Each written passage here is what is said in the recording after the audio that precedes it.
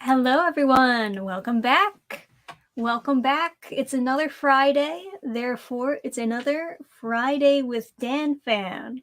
Gotta say, sometimes I start these streams with like certain topics that I have in mind to talk about.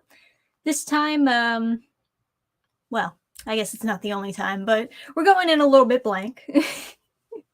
I guess I can tell you how things have been going with comic progress. I'm working on Reaper again. You already know that if you've been tuning in with the Friday streams. It's going well, although I wish I was like finishing up like 8 pages in one day, some super impossible number. Like, I would love to be doing manga numbers when it comes to how many pages you complete in a day. They're very up and at it, but it takes me quite a few hours just to finish the 1 page a day. And then there's all this other stuff I gotta do for the rest of the day. I gotta do the stream or the gaming stream, or I gotta do a video, or I gotta go to my side job, right? Gotta help people out, gotta clean, gotta do the laundry, etc., etc. There's always other stuff to do. If only I could be a hermit and just bust out like 10 pages a day. But of course, when it comes to manga production, they do have a lot of assistants and a whole team helping them out. It's more of a 9 to 5 job, whereas mine, I'm kind of doing it on the side of other jobs. So makes sense that I wouldn't be able to bust out that many pages unless I hermit for a while. But I am planning on taking a break from YouTube over the holiday seasons. So there's going to be another, as they call it, a Dan famine. Or a Dannphan famine. Dan famine sounds fine, I guess. Yeah. But, yeah, I guess I should start saying hi to the people in the chat. Gabe the Gen saying, going to leave this up until this starts. Hey, Brian. What is up, Mike and Eric Lowry, Sunyo, nice, Basil, got all my usuals, Creslit, very cool. I prefer Dan Famine, yeah, it's it's a good one, it's good. But yeah, I'll still be doing the streams the best I can. Maybe I'll try to do drawing streams again. If the squeaking is too annoying, I can use my other tablet. It won't be as good, because I've gotten so used to using the new tablet, but the new tablet is defective and it squeaks. It's really annoying. I'm hoping maybe if I like switch the nib before stream, it won't squeak as much. But yeah, it's not a good tablet, as it turns out. Wacom totally fucked me over. We've been talking with customer service, trying to get them to replace it with a new one. But you know how much of a pain that is. Nobody ever wants to just give you something that works. The squicking is only good if it's a cute rodent. Yeah, fair enough. It's pretty annoying. Like, I tried to power through. I was hoping that when I did that first drawing stream with the Horizon Quest art, I was really hoping that it wouldn't even come up on the mic. But of course, this mic is just too good. So, of all things to noise cancel out, the squeaking was not one of them.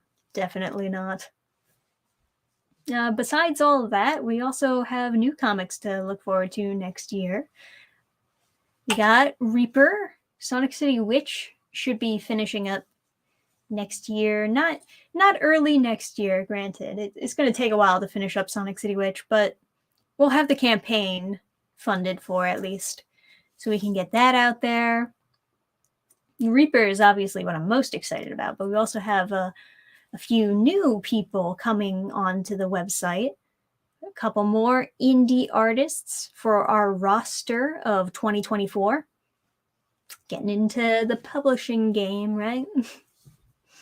So hopefully some of those comics also pique your interest, if I have not already piqued your interest with the comics I have up there now. Oh, thank you for the super chat, Mark. As a tech guy, I want to hear this squeaky tablet because it seems so odd.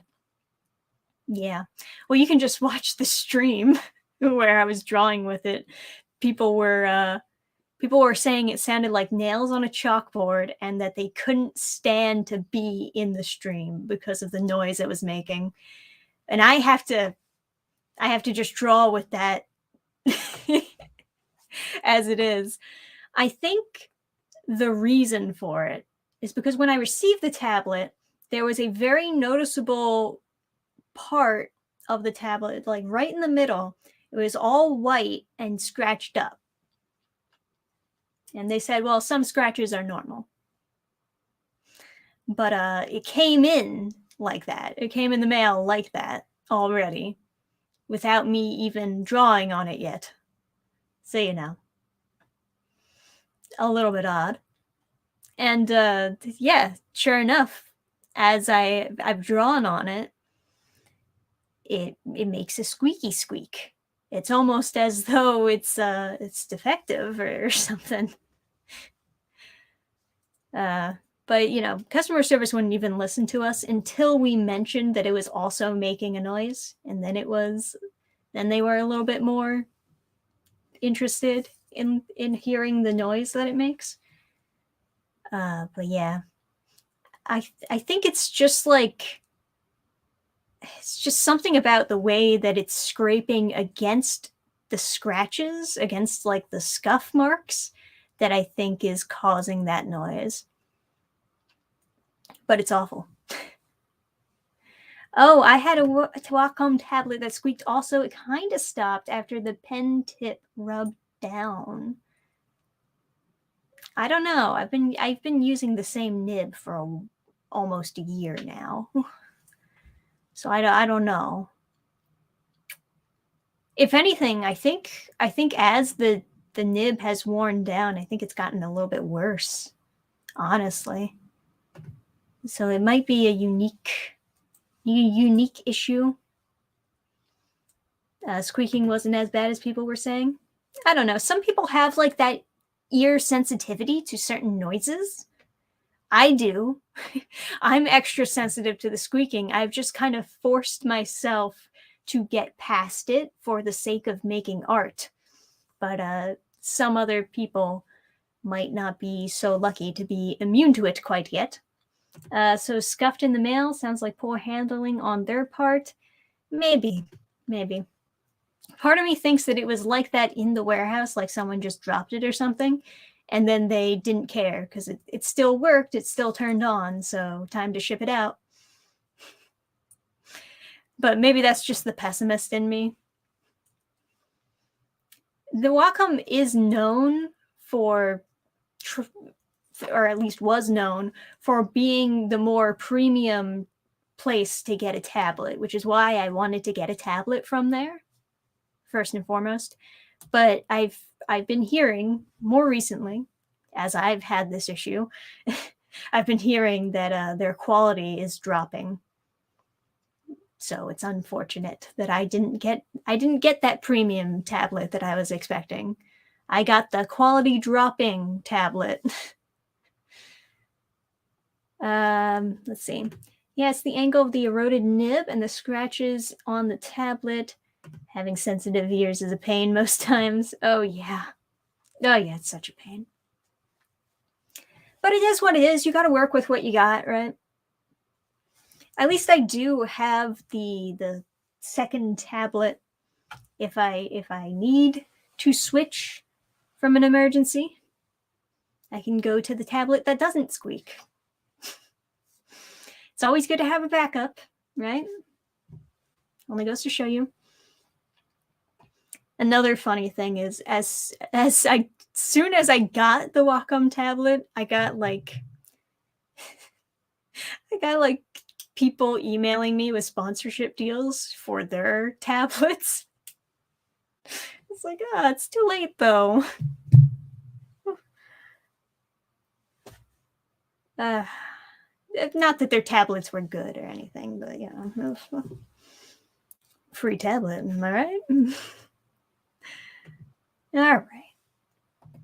So we got fun things to look forward to the next year. I'm hoping that I can figure out for sure what's going to be launching next year before I actually release an official announcement with everything. But I'm feeling good in the moment. And I've also been working on a video game on the side, along with everything else I've been doing. Perhaps I have kind of set myself up to be a little bit overwhelmed, but that's fine so long as stuff gets done, right? I don't know if the video game would be able to launch next year, but I could probably do like a preview of it on the Dannphan stream sometime next year, even if it doesn't like officially launch for people to buy and play, because that could be funny. It is a bit of a goofy game. Gamer moment, yeah. Well, it's not anything super high tech, so don't get your hopes up too high on that one. I guess the ideal thing is to maybe play it during Valentine's Day or something. Anywho's it's or what's it's. I should figure out what comics are going to be launching next year first. And the only two that I have 100% confirmed are Reaper and Sonic City Witch. There are some things that are kind of up in the air, like Crazy Cap Yuzuki issue 2, or Now Hiring Volume 2. There's 2 other deals that we're kind of talking back and forth about. See how that goes. But yeah, it's pretty exciting trying to start up your own publisher. I don't know if I'm going to be super uber successful, but it's good just to do something, if that makes sense. I feel like a lot of people who are starting up their own publishers, they don't really have much of a selling point. Like they don't really have something that there's a lot of high demand for. And I think that's why people kind of latched on to the whole anti-SJW thing, is because that's kind of a selling point. And it's an easy selling point that you could claim about a lot of comics. You could say that, oh, well, we don't pander. My comic could be about literally anything, but the one thing that you can be sure of is that we don't pander to social justice politics, right? And that's fine. But I'm going for like a more specific type of demand, where I'm like, I want to focus primarily on teen stuff, because I think that's where a lot of people are jumping into comics. And I'd like to get new readers into the medium and turn them into fans, So on top of like trying to do mostly teen-oriented stuff, I also want to have wholesome stuff be like a big selling factor of the publisher. I want people to know that this is the place you can go to if you just need to smile today. And like something to be very sure of is that the comics are going to end with a happy ending, and they won't make you feel worse about life, etc., etc. So that's what I'm trying to do with Burning Star Comics. And I feel like, yes, of course, I'm not going to pander. Of course, there's not going to be any social justice stuff in them. But, it's a little bit more than that. I'm trying to do a little bit more than just the bare minimum.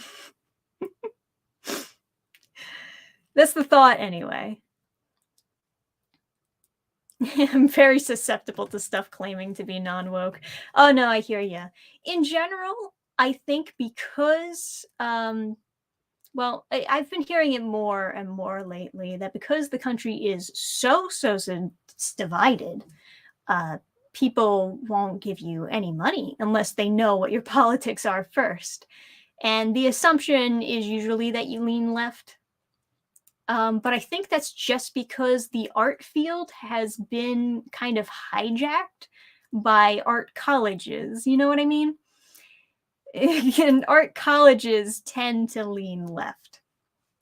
So I think that's a primary reason why the assumption is always, oh, you do art and you do comics, you do animation, you must be on the left then. And then when you're not on the left, it's like kind of bizarre, like, oh, back demon, but those are kind of just my thoughts on that. So I think it can be a little bit, what's the word I'm looking for? The first thing that comes to mind is relaxing. I think what I'm trying to say, though, is relieving when you don't have to worry about the politics in your comic, especially when you just want to let loose and relax a little bit. It can be relieving to hear right up front that, no, we're not going to have the social justice stuff in here. So I think that is very helpful. Even if you don't blatantly say what your politics are, I mean, your politics very well could be on the left, but if you're saying that no, it's not social justice-y, though, it's still relieving as a reader to be like, oh, I don't have to worry about that then. I can just have a good story that's not morally incompetent. Oh, thank goodness. So I get it. I get why people are susceptible to that, for sure. I'm a little bit guilty of that myself. I've definitely given comics that advertise themselves as non-woke a chance when I might not have, unless they advertise themselves as non-woke. Because, like I said before, it's just kind of relieving to be like, oh, I can just read a book and not have to worry about the current day politics. But oh boy, what did I walk into? I don't know. Did you walk into something weird? I'm kind of just having like a middle ground conversation. But people are getting hella soft or been soft.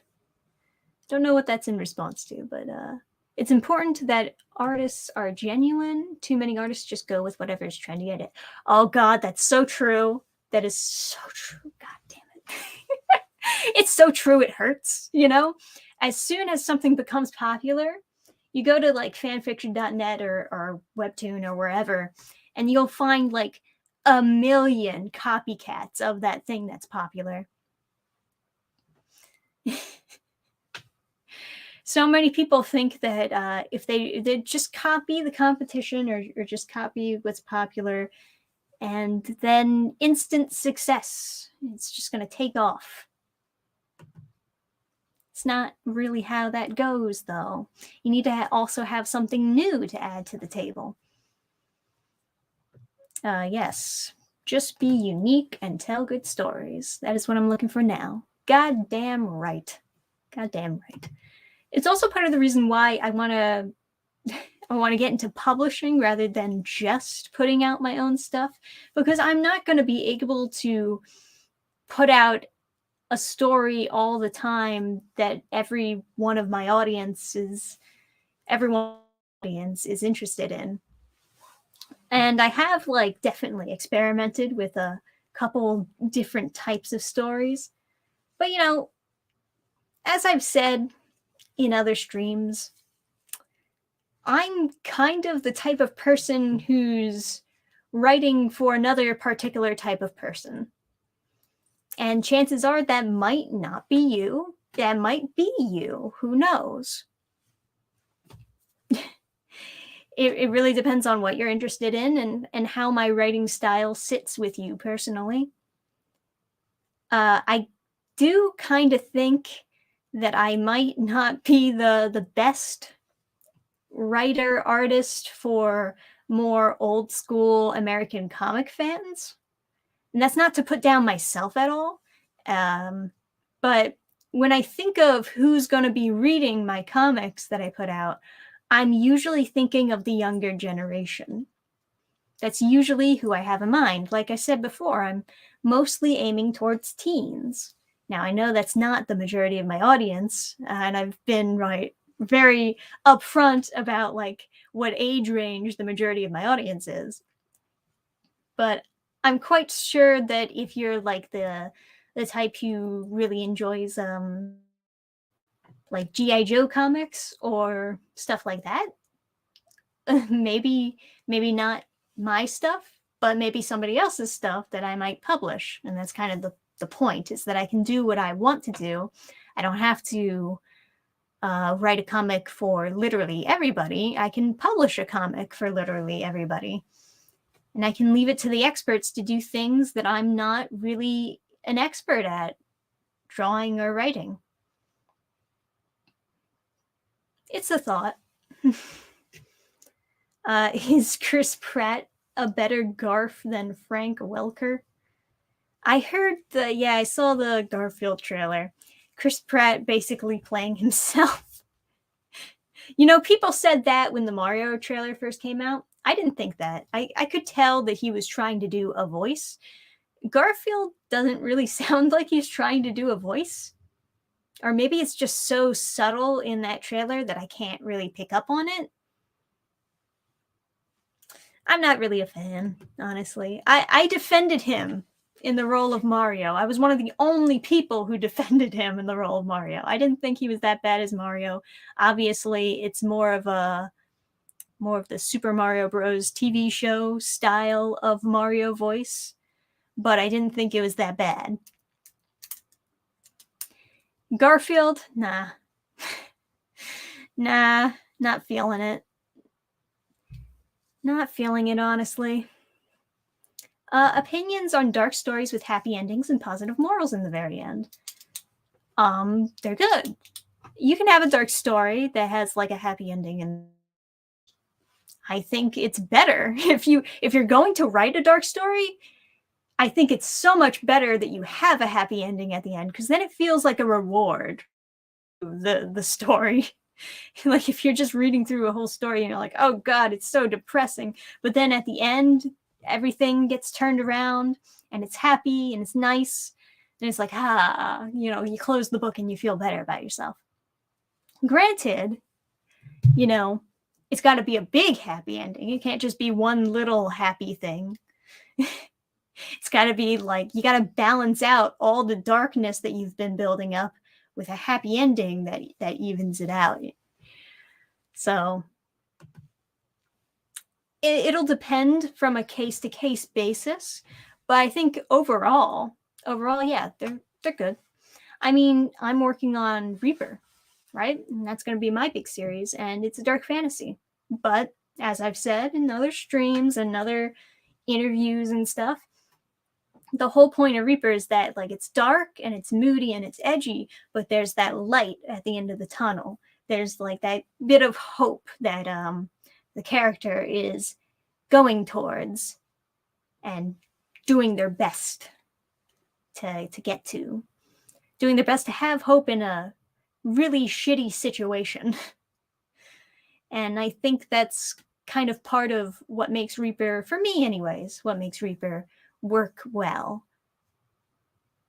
and invests the audience into seeing the main character go through this shit and succeed. Chris was a good Mario. I don't think I could tolerate wee hee wahoo for over an hour. I probably could. I could get down for some woohoo. I got nothing for that new Garfield movie. Then again, not much of a to begin with. Fair. I was never really a Garfield fan either, so maybe I don't really have much of a leg to stand on when it comes to arguing in that field. I think Chris Pratt is all right as Garfield, but nowhere near as good as Lorenzo. Music, the original, watch it. Oh, hey there, Trent. Welcome to stream. Got the hiccups, damn. Let's see. Bittersweet can work. Bittersweet usually still leaves me upset at the end, though. Immediately, I had an example in mind, but honestly, it's like the worst case scenario example of bittersweet ending. Really, I would actually argue it's not a bittersweet ending. It's a shitty ending. And I feel like if someone can debate that your ending is actually shitty and depressing, then maybe it's not a good thing.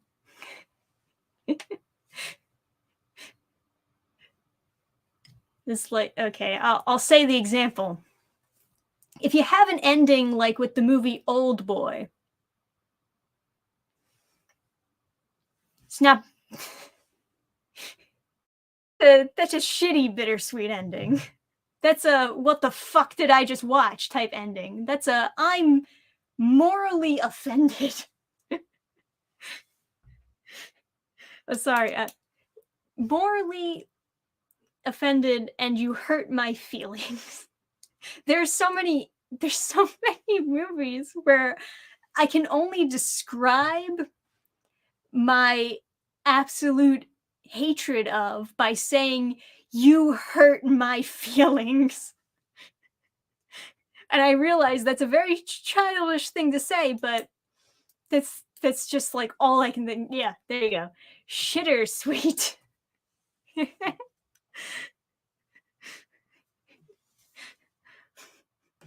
Like, you choked me out and left me in my grave to die. That's not bittersweet.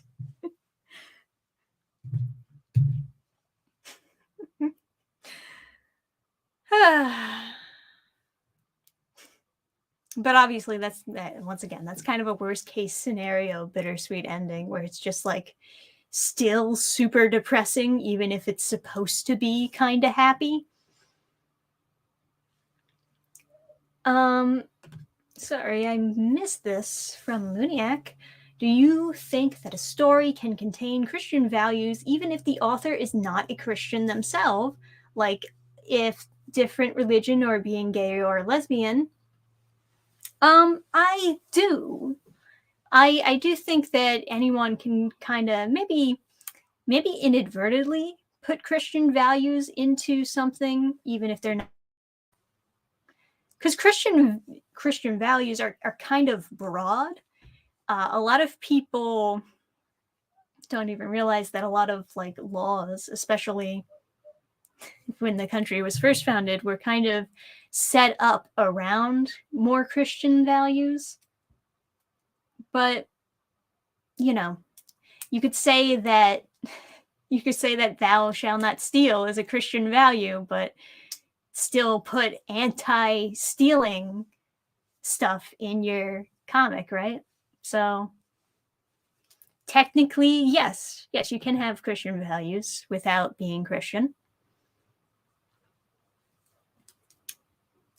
If you're specifically trying to make something Christian, but you don't follow the religion yourself, you might be a little bit off base in capturing that religion. And I have noticed that for other things that I've read. But yeah, case by case basis. Cyberpunk Edgerunners. I don't know why the fuck my mouth did that. Cyberpunk Edgerunners had a really sad ending, but the show was so well done that it was totally worth it. Yeah, you know, it's funny that you say that, because I heard Cyberpunk Edgerunners had a really bittersweet ending, but you're saying it's really sad. So, yeah. I think we've kind of proved our point that bittersweet actually just means sad. It's not sweet at all. No, I never watched Cyberpunk Edge Runners. I was going to, but then I heard that it was really sad at the end, and I was like, "Oh, well, I'm already depressed, so this is not what I need in my life right now." And then I watched romance anime instead. Story of my life. But you know, I'll eventually go and watch Cyberpunk Edge Runners. But I already know that the cyberpunk universe itself is kind of depressing, so I kind of know what to expect for the most part. I'd say you can write a story with different values from you as a challenge.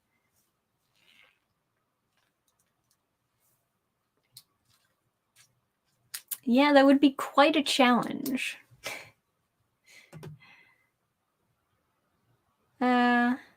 It's pretty sad. Didn't feel like a kick in the teeth like some endings. Yeah.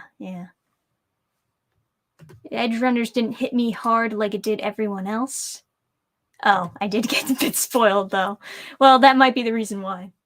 It's like my experience watching Full Metal Alchemist was kind of ruined because people spoiled everything sad that happened in it. It's like Hugh's death. I know that it's coming, so like no reaction whatsoever. Because I'm like, oh, this is the scene that I find in compilations all the time on YouTube. I guess that's the main reason why people get so upset when they hear spoilers. I don't get upset when I hear spoilers. But it does, I suppose it does affect how I watch something. The only ending I can think of that was kind of bittersweet is Inside Out. It taught that sadness can lead to good things. All right. Yeah, okay. I could see that.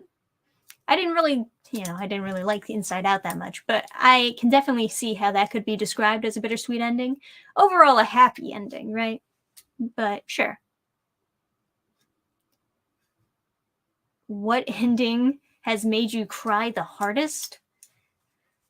That's quite a question because there's a lot of things that I've watched, a lot of anime I've watched when I was much younger, much more susceptible to crying my eyes out despite it being stupidly written. My standards were low, you know? So, but I also had a knack for specifically looking for sad anime because I was an edgy teen who was like, if it doesn't make me cry, then it's not good. Like Clannad After Story made me cry a lot. But now that I'm an adult and I actually look at what the story was, I don't like it. I don't like Clannad After Story. Air. You ever hear the anime Air? It's kind of like one of those titles that makes it very difficult to get SEO on. So people, or at least had, watching it, people had difficulty actually finding the anime. It would get like mixed up with other generic names with air in the title. But that made me cry a bit at the end.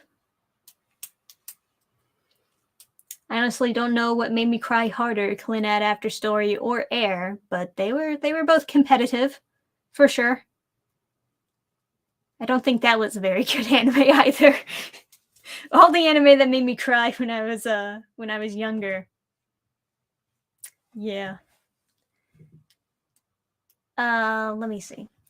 I think one that got me, but not in a sad way, was season 2 of the anime Freezing. I don't know if I've seen that anime. Interesting, though. Bridge to Terabithia? You know, some people say that. I watched that movie when I was young, and I remember being upset after watching it, but not because it was sad. I was upset because the commercials were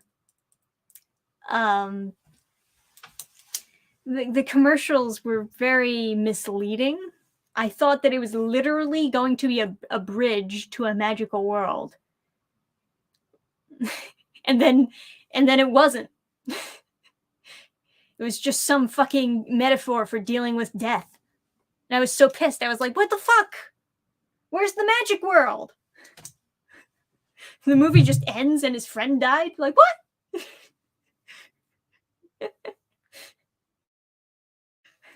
But I haven't seen that movie in so long. I just remember that was my experience when I watched it as a child, was that I was misled to thinking that it was about something completely different. What's the anime movie Belle? Oh, I never saw Belle, but I did see commercials for it.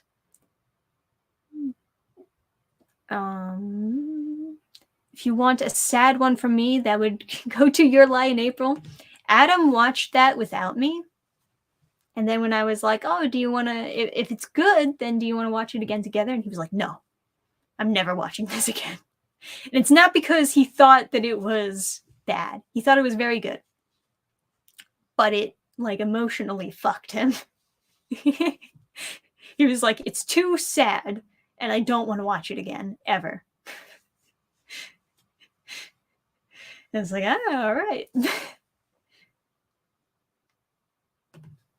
But those deceptive ads were a real scandal at the time. Yeah, what? It's genuinely frustrating when these movie trailers are so misleading, because I want to know what movie I'm going into before I start fucking watching it. Book was way better. I'd be willing to believe you. Yeah, Bridge to Terabithia had the most misleading trailers ever. Yes, it did. Remember about it. I don't remember anything else. I remember his friend died. It was a metaphor for death. And I remember being upset because of the misleading trailers. They really do not make it seem like it's going to be that.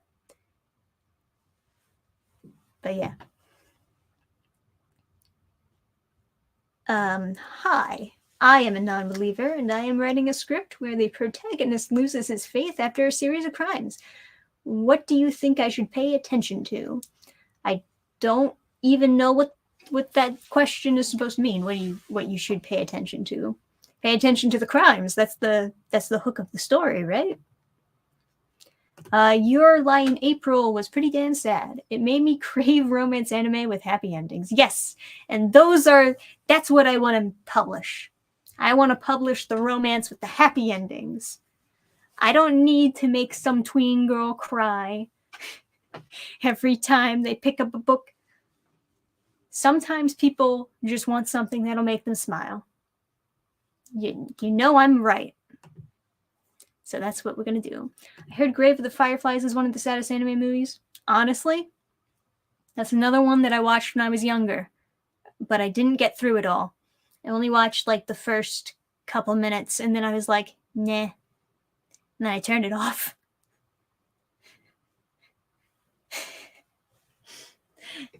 And I've just, because I know that it's depressing, I've just never had that urge to pick it back up and finish it. But, I think the issue was I was developing my ADHD, of course, all that instant gratification shows that I had been watching. So I expected it to be interesting right away, and it was very slow paced in the beginning, and that's what turned me off to it. Anime that has the weirdest ending. I know a lot of people might say School Days. There's definitely a ton of anime with what the fuck endings. Let me see. I bet I could find an interesting list online. Anime with what the fuck endings.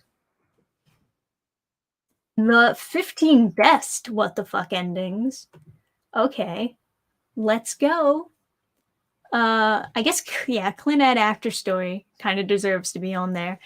The fact that they told like the saddest, most depressing story ever and then ended it on, it was just a dream. Fuck off. Gurren Lagann is on this list.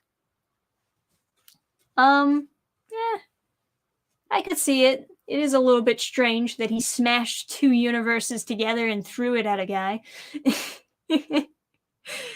Let's see. Naruto Shippuden, Death Note. Why do they think Death Note has a what the fuck ending? Throughout the show, Light is built up like a true super genius, a villain that can't be brought down. But a reskinned L character appears and defeats Light with little difficulty. How? Well, he wasn't expecting anyone else to be as smart. If anything, it only goes to show you that Light's not a god, and humanity will always be pursuing his intelligence. Tower of God, that's not even an ending. That's not even an anime. Let's see. Berserk. Devilman Crybaby is on here. School Days, yeah, I guess that. Panty and Stocking with Garter Belt. Neon Genesis Evangelion.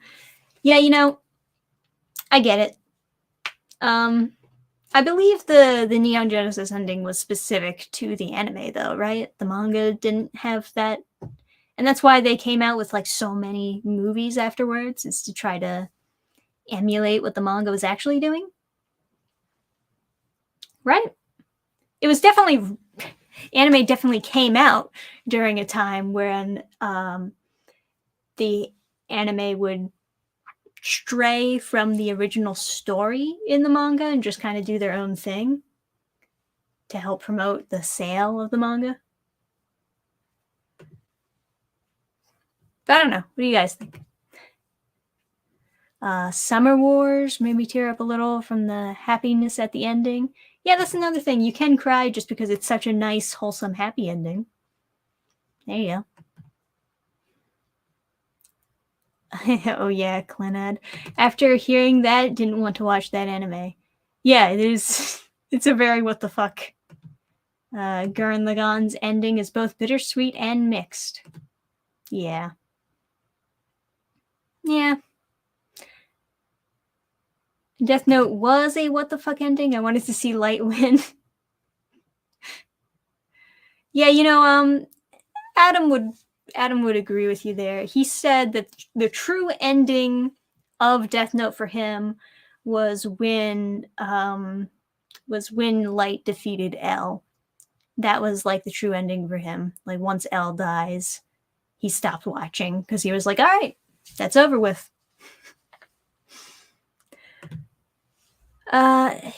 Evangelion ran out of budget, I heard. The last 2 episodes of the series felt like a fever dream. Oh, is that the reason why? But it's going on its own like direction, right? It wasn't following the manga anymore. That's what I thought. Because yes, it was very bizarre how they ended the series. But Devilman Cry ending was definitely an ending. Didn't see it. I didn't get past the first episode of Devilman Cry, baby. Still favorite of mine. Just not sure if it's top 10 favorite. I'll say something stunning and brave. I didn't really like Gurren Lagann, but I know a lot of people who do. I respect you, but it's not my thing. Oh, thank you for the super chat, Captain Hyrule. What do you think about romance stories that start with a relationship blossoming instead of doing a will they won't they shenanigans? Those are some of my favorites as an adult. I don't know if they would be my favorite as a younger teen, but they're some of my favorite as an adult reading. And maybe it's partially to do with the fact that I'm in a relationship now. I don't really know. but I've grown to love them more than the will they won't they stuff. There's so many decent like relationship manga out there that I would encourage people to check out. But yes, they're fantastic. I think the only thing that's frustrating is when they start the manga series at the beginning of the relationship. But maybe this is only frustrating when they're adults and starting the relationship. I don't know. But they have them go through all of the same timidness and how would I even describe it? Just like kind of childish nature of, oh no, I accidentally touched her hand, even though that's my girlfriend, and it really shouldn't be that bizarre to accidentally touch her hand. You know what I mean? Like sometimes they try to do the same tropes from the will they won't they thing, but just insert it into a relationship will they won't they. It's bizarre. It's bizarre sometimes. I get it that like it's difficult to get close to someone immediately upon dating, and there are still steps required to get closer to someone even after you're officially dating, but sometimes it's a little bit over the top how they perceive that. The manga was based on the show, I believe. Also, the first Evangelion movie was basically nothing but a middle finger to the audience. I have no idea. I never saw the movies, so don't get me wrong.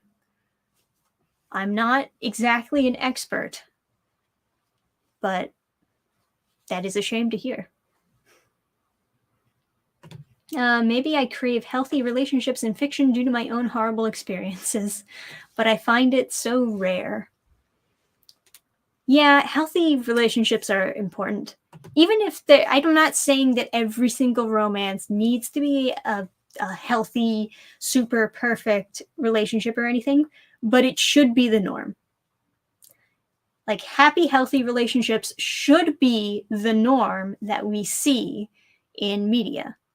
The normal should not be abusive or crazy or fucking cheating. And definitely not a lot of these romances that we see on Webtoon. So, you know. Yeah, they usually stretch the will they won't they part out way too long sometimes. Yeah, and it doesn't even make sense sometimes. Like even when the characters know they like each other, it's still a will they won't they situation. It's like, what? Fuck. Just fuck already. What are you doing? Like, you know how difficult it was watching Inuyasha when I was growing up? Going on Adult Swim, being like, oh my god, are they gonna pursue? Are they gonna pursue each other finally? And they both know that they like each other, but nothing happens. It's like crazy. Maybe I made a little bit more sense with the God, what were their names?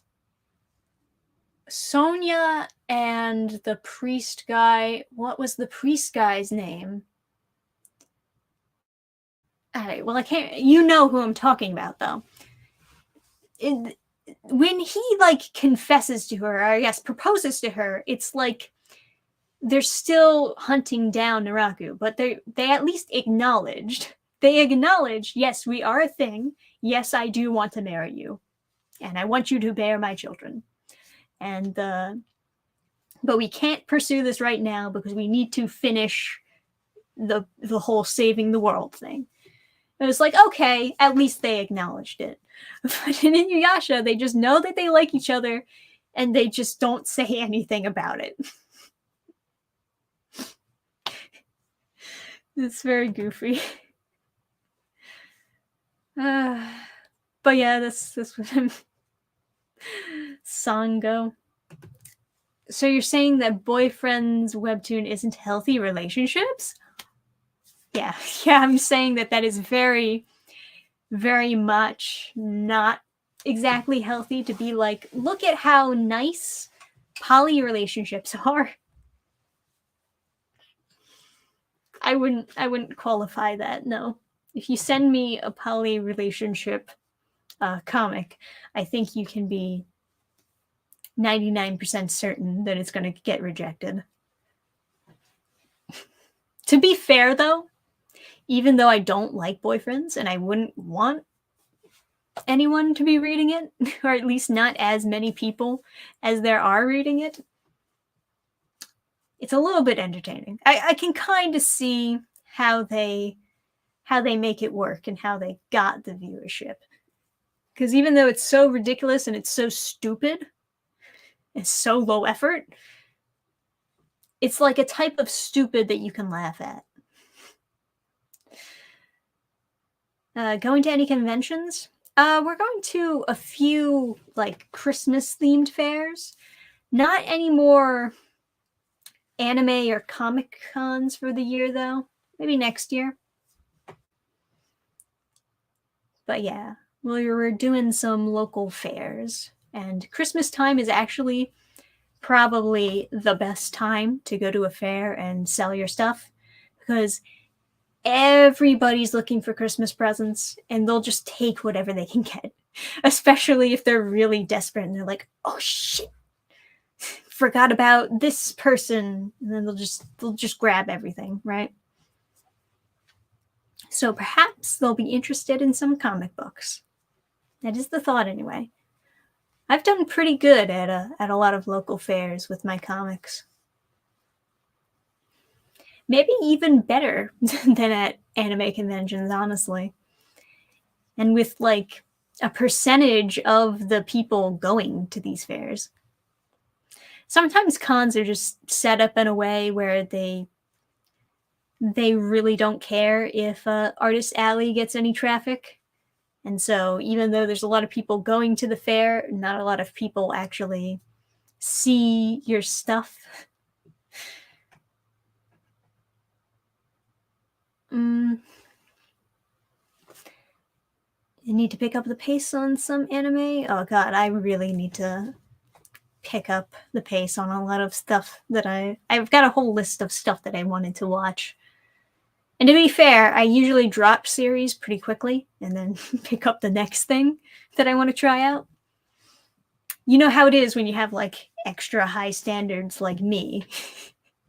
You're just, as soon as they do something that you're like, nope, skip, next anime. Not gonna do it.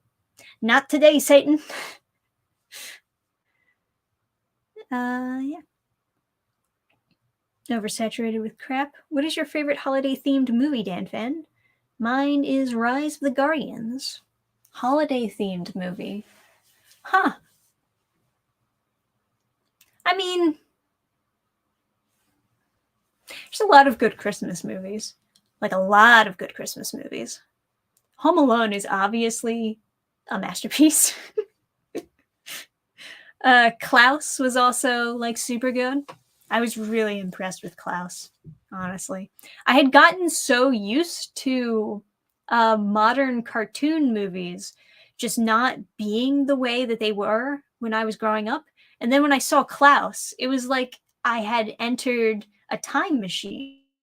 And I was a kid again, and it was written the way that I remember movies when I was growing up being written.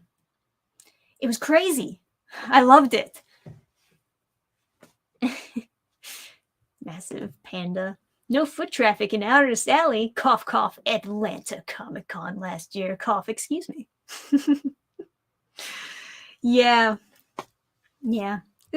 Only some conventions are like that, though. Some of them, they do a good job at making sure people know where all the artists are. Yeah, Home Alone's my favorite. Really like the video you did about Klaus. Die Hard. Die Hard. Yeah, sure. I guess you can definitely say Die Hard is a Christmas movie. I'm on your side. Forgot about Klaus. Maybe I'll watch it this year. Yeah, it's pretty good. It's pretty good. I would recommend, for sure. Not that it'll blow your balls off, but it's as I've said before, it's written the way that I remember movies being written. And that's really what grips onto the nostalgia for me, because it feels like modern cartoons, modern movies, they're just written in this very casual, laid back manner where it's like, I don't have to try that hard. And it's just frustrating. But yeah, you know, thanks for the $10, Marshall. The Garfield Christmas special is better than the Peanuts Christmas special, and I will fight anyone, anywhere, anytime who disagrees. Goddamn. The hot takes. I've never seen the Garfield Christmas special, so I have no idea. But I'll believe you. I was honestly never a huge fan of the Peanuts movies. But, you know. Garfield is the superior Christmas cartoon. There you have it. Well, shit, I gotta watch it then. Now that it's been confirmed by chat. One that's growing on me more is Jingle All the Way. It's funny. A lot of those older Arnold Schwarzenegger movies are like pretty enjoyable, even if they're not that well written. Just because he's like a funny character to just throw into a shenanigan. Multiple shenanigans, I suppose. Isn't there a live action revenge Christmas movie coming out this year? There always is. There always is. Honestly, everyone wants to do the horror Christmas type things. So it feels like every single year something around that area is coming out, you know, trying to mix those two genres together. Oh, thank you for the 20, Mark Schaefer. I'm sorry, Muppets Christmas Carol, better than Garfield. Oh, fucking got him. I love the Muppets Christmas Carol, too. I like the really original, I don't know if I could call it the original Christmas Carol, but it's the first one or the oldest one that I remember. It's like the black and white film Christmas Carol. I honestly couldn't tell you anything more than that. I don't know who any of the stars are. They're all before my time. But that was a good movie, despite it being older. I think the first version of the Christmas Carol that I saw was actually Mickey's Christmas Carol, I think. And that's good too. Although granted, it is a lot of reused animation for Mickey's Christmas Carol. And you'll notice that if you're a Disney nut, but it's, you know, it works. It's very short, very simple. There's a lot of different versions. Yes, also a fan of Muppet Christmas Carol. It's good. It's good. Silent Night is the Christmas action film coming up. I feel like there's already been like 8 different movies called Silent Night. So I would have tried to extend on the creativity there, but I won't judge it. Oh, I can't stand the holiday horror movie trend. It just feels so wrong. Yeah, it's not my thing, right? But it's interesting for video games. For like horror games to have like a horror Christmas theme. I've enjoyed some of those, but for a movie, nah, not really my thing. All right, well, we are actually at the end of the stream, I guess. Actually, 2 minutes over the end of the stream. I should have really gave some warning first. But if you have any questions for me, or questions about comics coming out, news in that regard, feel free to leave them in the chat right now before we just pop on out of here. I'll probably also be streaming on the Game Fans channel tonight. Well, Adam will probably be playing, but I'll be in the background as I do. He's been playing Kingdom Hearts Chain of Memories recently. So I don't know if you guys are a fan of that, but it is actually the first Kingdom Hearts game that Adam has ever played, was Chain of Memories, which is funny because people get really frustrated hearing that. Like, what? You didn't start at Kingdom Hearts 1? In fact, Adam actually went as far to tell me that he's never played Kingdom Hearts 1, which is really funny. But yeah, if you're interested in that, you can always check out the Game Fans. Where do we gift Steam gift Vidya Vidya games? Where do we gift them?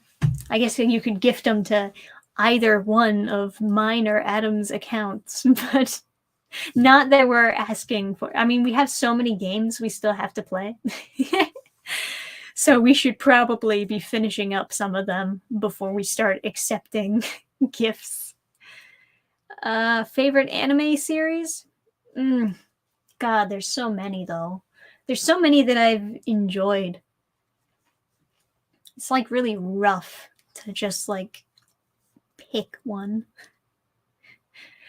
It used to be like more of an easy answer when I hadn't really seen that many anime series, but now it gets more complicated because they keep on adding more that I enjoy. Maybe at some point I should give my top 10. Never played Kingdom Hearts at all. My goodness. Neither have I. All right. So, Alex Jones just released a video game. Oh, you know what? I did hear about that. I forgot until I read your chat message. Yeah, we should play that. I mean, we kind of have to, don't we? I should tell Adam about that. He might not know. All right. That's going to be it for the Friday stream, though. I'm cutting you guys off. No more Dannphan. I got to get some water and preferably eat some dinner. But thank you guys so much for joining me on this fantastic Friday. There will be next week is Thanksgiving, right? So maybe there won't be a video. But I'll try to get out just a few more videos before I go on break so you guys can be a little bit more prepared for the break. It's going to be a long break. You're going to miss me, but it'll be okay because we'll still have the streams, guys. No matter what happens, we'll still have the streams together. So, thanks for joining me. And yeah, good night, everybody. See you on the Game Fans channel, possibly.